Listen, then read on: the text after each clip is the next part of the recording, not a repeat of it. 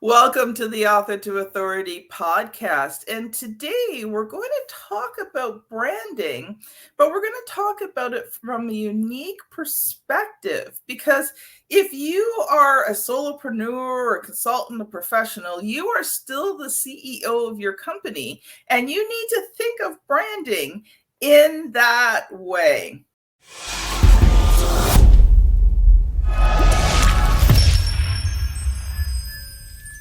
Amanda, welcome to the show. Amanda is a brand strategist and designer that partners with serial entrepreneurs, freedom seekers, and multi-passionate empire builders, love that, delicious words, to craft branding that feels right, works hard, and looks awesome.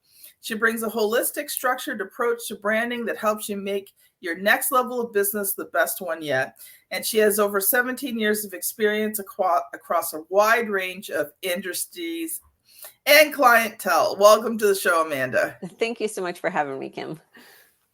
So I always love getting into it right away. So Let me just ask you straight out, like, why do you need to approach branding like a CEO? Yes. So to sum it up, basically, like the only way your business will grow to the next level, beyond you, to scale, whatever, is you have to think of it as its own entity, right? It's not just you, even if you're a solopreneur or service provider or consultant, like you said, you have to think of it as its own creature. And the way to do that is to approach it like a CEO, okay? Instead of saying, what do I want to do? I mean, that's still part of it because you're steering the business. You kind of shift your frame set to what is good for my business. What is the direction I want for my business?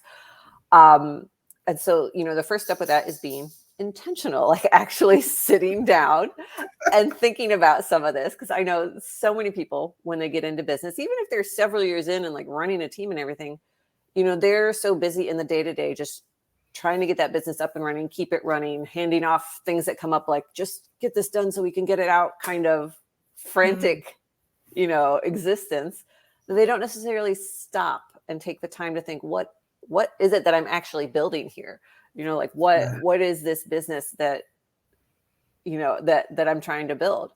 Other than just, I need a way to make money and this is my business and that's what I'm doing. But like, what is the long-term goal? What is the vision for it? And I feel a lot of people just kind of skip over that step just in the logistics of getting a business up and running. But once you do that, once you sit down and like figure out what it is you want this business to be, that's actually so clarifying, because then, when you come to decisions in your business, whether it's design direction, messaging and copy, partnerships or opportunities that come up, publicity opportunities or things like that, you have some guidelines. You can say, okay, does this fit with the vision I wanted for my company? Is this a good client given what I said I wanted to build? Is this a good service I should explore offering based on what I said I wanted to build? Is this ad or blog post or email or whatever I'm putting out, is that communicating in a way that supports the business I want to build? So it's about, being intentional with shaping it. And then the other part of it, which I know is really hard for solopreneurs, is to put some distance. Like I said before, it's not only based on your own personal preferences, basically. Like if your favorite color is orange, that's great. That doesn't necessarily mean it's the best fit for your business. So it's taking a more strategic approach to it, saying, does this work for the industry I'm in? And does it work for the clientele I want to serve? Does it work for the vibe I want to give off? Instead of just like, oh, well, this is my favorite color. I like this font. It looks good. And, throwing it up. And I know a lot of people do that starting off, and that's fine. But like when you're ready to kind of up level, to be more strategic and intentional about it, you got to put some distance between yourself as a person and your business as its own thing that is growing. Wow, you unpacked a lot there in that very short space of time. One of the things that I think of and in terms of branding is it's not only just about the colors and the logo and everything else. You talked about, the brand and, what the company stands for. And I think, entrepreneurs think they don't have time to brand, but I have found that when you take the time to brand properly, and that includes marketing, sales, like it's all of these things, right? Mm-hmm. It actually helps you build your business faster. Oh my gosh, yeah. Like once you have that clear brand, those guidelines of like, this is what my business is, this is what it's not, you don't have to filter through so many options. It just eliminates some options completely. So it kind of streamlines things. And I want to kind of caveat off of something you said, like, I don't have time to brand. Well, you have a brand, whether you're the one actively building it or not, because a brand, essentially is the impression that people have of your business. So if you're not intentionally, strategically shaping that, you're kind of missing out on some big opportunities. Well, and the thing is that if you're not intentionally shaping it, you have no idea what people are thinking about your business. Mm-hmm. Yes. Whether good or bad. And exactly. Yeah. And if your brand is a hodgepodge mishmash, yeah, they could just be confused, which is not the feeling you want to inspire in clients and potential clients. So the other thing I found too is that when you are well branded, it gives off that professional feel. This is the Author to Authority podcast, so we talk about being that authority. Yes. So if you want to be seen as that authority, you have to look like an authority. Yes. And having that brand design is a part of that. Is a part of it. Now, I mean, there's always also other pieces, like not only do you have to look it, but you have to speak it. You have to back it up. Communicate it well. Yeah. There's other things, but if someone goes to your website and you've used this template, this Miss Podge template, that's not going to give a professional feeling. Whereas if you have, a well-designed brand, who your target market is, because that's part of the branding. It's part of the marketing. I mean, all of these things you're talking about aren't just branding. It's part of the foundation of the business. Yeah. It affects your marketing. It affects your sales. It affects your content. It affects your social media. So, having the choir here. Having this strong brand, or, your marketing setup, or whatever term you want to use, because there's lots of different terms for it. There's overlap. Yeah. Yeah. These things are foundational pieces. The way I describe it is, if you have to, because you're trying to market to everyone or brand to everyone or talk to everyone, if you have to talk to 100 people to get that one really good client, well, when you're branded, you may only have to talk to 5, maybe 10 people to find that really good client. Yeah. So ultimately you build your business faster because you basically get rid of all of the people who are not your perfect target market. Yeah, they self-filter out. It filters out the ones you don't want to work with. But yeah, back to what you said a little bit ago, like having that professional brand, or having, an actual brand, gives you that professional look, I think, in part because it shows that you care about your business. It shows you've put time and effort into it. And so that, I think, unconsciously carries over into potential clients' minds, saying, okay, well, they can take care. They're taking care of their own business really well. I bet they'll take care of mine too. So I think that's an aspect of it that people don't necessarily think about. It shows that you're invested in it. It shows that you're serious and that you are willing to put time and effort into it. And I think the other thing too is when you are well branded and you really know who your target market is, then everything you do really speaks to them. Mm-hmm. And it attracts them. Yeah. If you want to be, one thing I've been thinking about a lot lately is if you want to be seen as a thought leader, some of the best thought leaders that I've learned from, or, watched or heard, or they spent more time explaining my problem to me and diving deep and actually getting down to the real, true problem. And yeah, they provided some of the solution for it, but be honest, once I really knew what the problem was, that was the aha moment. The solution wasn't the aha moment. It was the fact that this person understood who I was and what I was going through. I could finally explain my real problem. Yes, that is a big component of it. And that's where like the brand strategy side of things come in. Because if you understand where the gaps are in your brand or in your target market or, you know, any of that, like you can strategize on how to fix that. You can strategize on how to be intentional about making sure people understand that. So yeah, absolutely agree with what you said. And there was something that you said there that I just want to highlight for a second is, you know, many times you can't figure these things out on your own. I just spent, you know, this is being aired in December. I just spent the whole summer and the fall working with specialists to help me develop out new things, audience. And the ad that you'll listen to in a moment will share one of the new things for you. But I just spent, you know, the summer working with 4 specialists to help determine some things in my business because I could not see the forest for the trees. Yes, sometimes we are too close to it ourselves. And sometimes if it's not your area, you know, you don't necessarily know what questions to ask to get you to the clarity.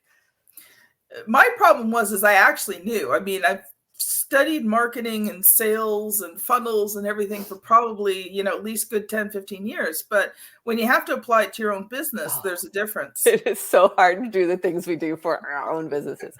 Yeah, I know that I relate to that. So we are going to take a quick 15 to 17 second break here.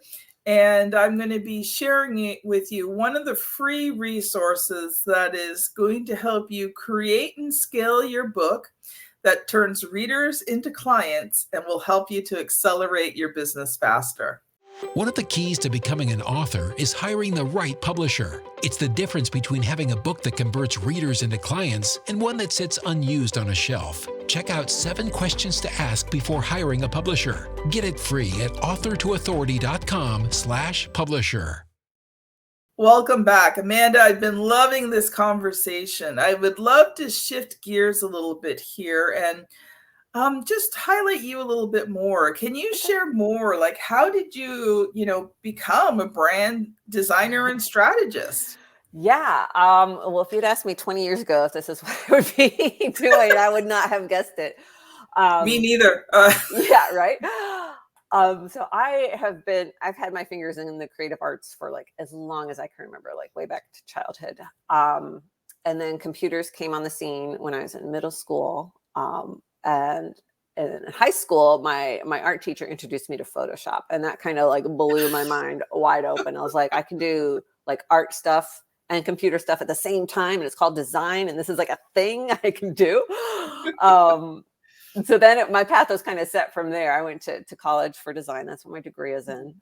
And when I graduated, I intended to get, you know, a job in-house somewhere at an agency, something like that. I like the thought of being independent, self-employed, owning my own business had never crossed my mind, like zero business training or know-how. But I was in Ohio at the time for college, and I moved down to Austin, and I was doing the job search thing. And I had a friend that was a freelance web developer at the time. And he's like, well, why don't you just take on some freelance design gigs just to have some income while you're doing the job search? So I did that off of Craigslist back in the day. And those ended up working out so well, like they became repeat clients. And I was like, I don't have to commute anywhere. I can just like walk like 5 steps from my kitchen. Like I just kind of loved the freedom and flexibility of it. And was like, I'm just going to do this. So I kind of dove into that. And when I talk about making that shift from, you know, just having a business to like really thinking of it with a CIO mindset, I had to go through that myself. Cause like for the first several years of me being a freelancer, it was kind of just taking whatever came my way. Didn't really have like a niche or an ideal client or anything like that. And eventually I got sick of that. Yeah, been there, I did that. Yeah, and I was also getting married, so my name was changing. So I kind of used that as the kick in the butt to like put on my CEO pants, my big girl pants, and like treat this like an actual business. So that's how Studio Gracio was born, and that was in 2015. And since then, I've been specializing in branding because I've seen how powerful it can be, how much it helps my clients. It's what I love to do and what I'm good at. So that is just what has been my focus, just from trying all sorts of things and realizing like this is what I like. So. I love it. You know, what you just said there, trying all these things and seeing what you like. You know, sometimes I think as entrepreneurs, we're given the false impression that the first business has to be the one that actually works. Yeah. No. I mean, what is entrepreneurship if not just like one big experiment, right? See what works, see what you like, see what takes off. Like, yeah. Yeah. And the thing is like, you know, I did several businesses over the years before I got into publishing. I was in network marketing for quite a few of those years and a few different companies there. And, you know, I don't see any of those as failures, even though I never really was able to do much with those. But each one taught me something that prepared me for when I started RTI Publishing. And I can look back and, you know, I can actually, won't take the time for the show, but I can actually look back and say, okay, here was a change point. Here was a change point.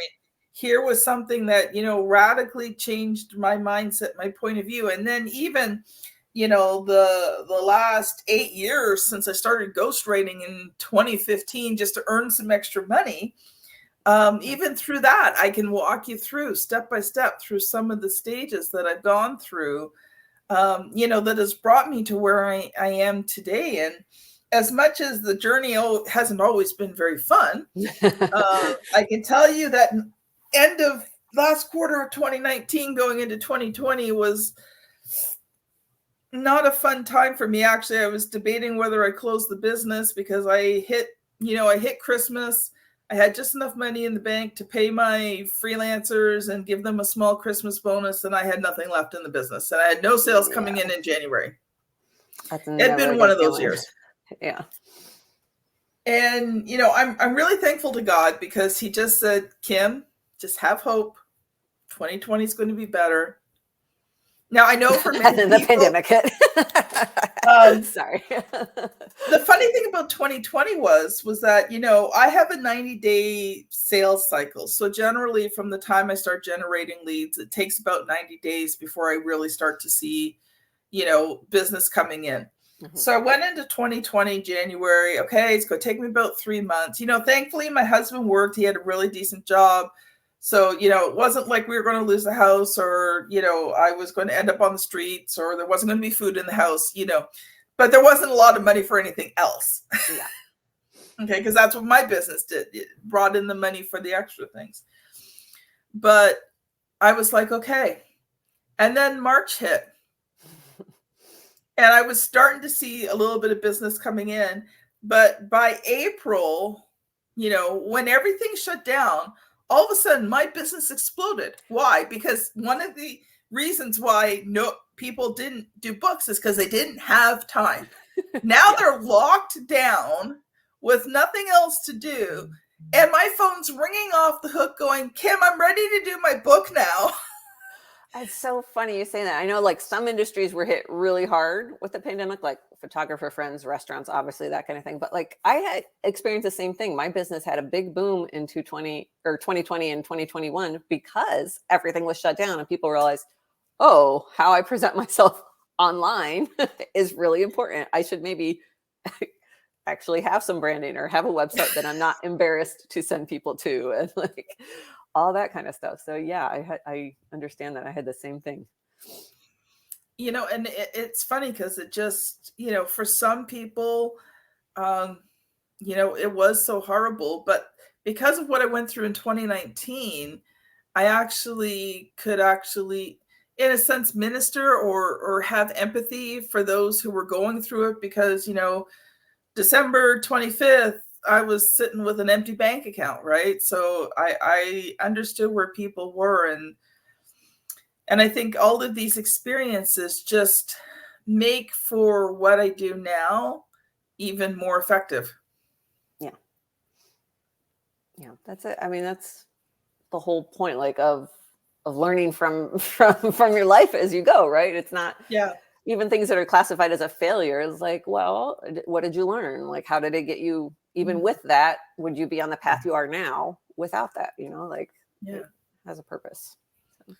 So we got about 10 minutes left, Amanda, and I'd love to give you an opportunity to let you loose. And I know you've come prepared with, we've took a general overview about, branding as a CEO, but I know you've come prepared with some teaching and some training with us. So I'm going to let you go for a few minutes just to share what you have for us today.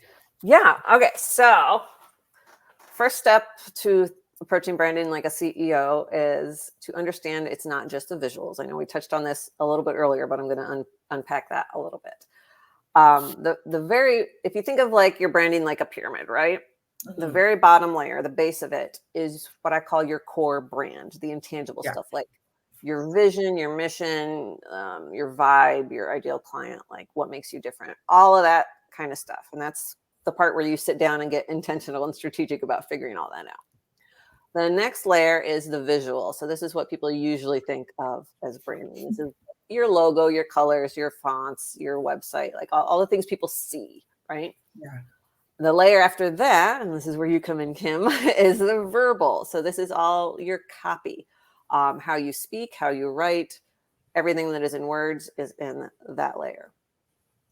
And sometimes people stop there. They don't realize that there's more to the branding pyramid, but there's actually two more layers. The next one after that is the experiential. So that is the experience you actually provide to your clients or customers, from onboarding or purchase through like troubleshooting, offboarding, like the actual delivery of your service, all of that. That is also part of your branding.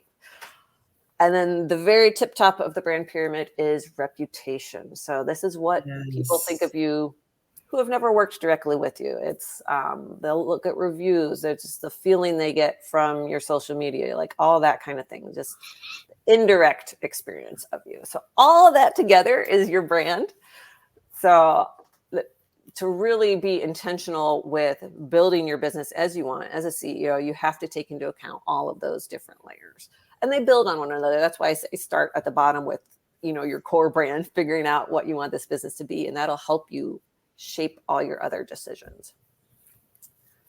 Yeah. Yeah. That is good stuff. Okay, let's go through those again. Let's dive a little deeper. Okay. It's because you rhymed them off and I was like, oh man, I can't write these down. And it's one of those days where the menopause memory is just not working as well as it should today. So, okay. First layer is the intangible, your core brand. So your goals and vision for the business, why you're even in this business, who you want to work with, what you want to stand for, how you're different, the vibe you want to give off, all those kind of core questions. And I'll talk a little bit later. I have a resource for people to help figure all that out if they need. But that's always the first step. You need to figure all that out before you can start building anything else intentionally. So once you have an idea of that, especially like the vibe and what you're trying to communicate, that can help guide the next level, the visual. So that's everything you see, again, like your logo, your color palette, your fonts, everything that you have designed, print, web, whatever, social media templates. So, the colors you choose should help convey some of the qualities or personality types that you want your business to give off, right? So, if you are a fast, upbeat, urgent kind of business, you're not going to use like a calm blue in your color palette. You're going to want like, a bright red, punchy orange, something like that, and that's kind of a surface level read of that. But like, that's part of what a designer's job is too, to help you match up those intangible ideas with visuals that help communicate them. So I'm actually going to stop you there because I actually had a color specialist on the show one day. Oh, yeah? Okay. And we spent the whole episode talking about colors and how people perceive colors and why you choose. Fabulous. I love it. choose all these colors. I loved the conversation because most people don't realize the effect that color has on you and the immediate subconscious thoughts that you have when you see specific colors. And it's actually tied to emotion. And culture, it can be tied like to some memory. Cultures have different like meanings for colors. It's fascinating. Like, we could. Yeah. I'm not surprised you've done a whole episode on that because it could. Like in Canada and the US, red and white are important colors. Now you guys add blue to it. We just do have the red and white here in Canada. You guys add blue. But as a Canadian, when you see red and white, that represents Canada. Yeah. Yeah. So yes, color psychology is a huge part of picking, colors for your brands or having a designer help you do that. You also have to take into account, the rest of your field. Like you don't want to pick something that is exactly like what somebody else is doing. So there's some, awareness you have to have as a CEO there to like, okay, what is my competition doing? What is the rest of my field doing? How can I stand out, but still convey what I want to convey? And then you get to the verbal level. That's level number 3.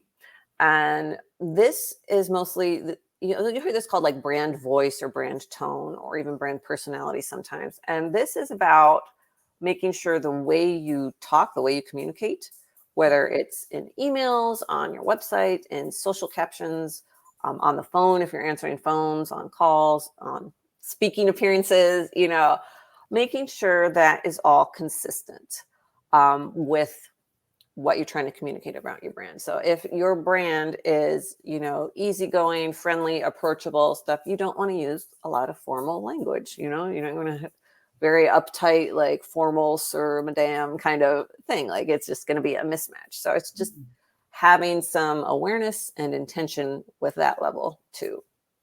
I'm going to stop you there because I think it even goes beyond that. One of the things that we work on at RTI Publishing is how do you communicate what you do in such a way that it attracts your perfect target market. Now, you don't start with that. You've got to do all of those other layers. Now, maybe not the color layer, that doesn't affect communication as much, but definitely that first layer that you talked about is crucial to have, because how do you speak to your perfect target market if you don't know who they are? And how can you convince them to choose you if you don't know what makes you different or what you offer or what you stand for? Yeah. But when you have those things in place and then you communicate it, whether it be on social media, whether it be on videos, whether it be speaking gigs, whether it be in your book, when you have that effective message, you use it everywhere. Yeah. You use it at network meetings when you introduce yourself.